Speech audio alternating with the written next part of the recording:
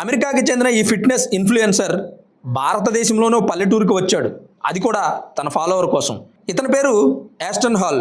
అమెరికాలోని ఫ్లోరిడా ప్రాంతానికి చెందిన ఇతను సోషల్ మీడియాలో ఫిట్నెస్ ఇన్ఫ్లుయెన్సర్గా బాగా ఫేమస్. అమెరికాలోని ప్రముఖ బ్రాండ్స్కి ఇతనే ప్రమోషన్స్ చేస్తాడు. ఇతనే బ్రాండ్ అంబాసిడర్. ఒక్క ఇన్స్టాగ్రామ్లోనే సుమారు నెలకు 75 లక్షల రూపాయలు సంపాదిస్తాడు. నెలకి సోషల్ మీడియా మొత్తం మీద 12 నుంచి 17 కోట్లు ఇతని ఆదాయం. మరి ఇలాంటి వ్యక్తి ఇండియాకి రావడం ఏంటి, మారుమూల ప్రాంతంలోని వ్యక్తిని కలవడం ఏంటి అనుకుంటున్నారా?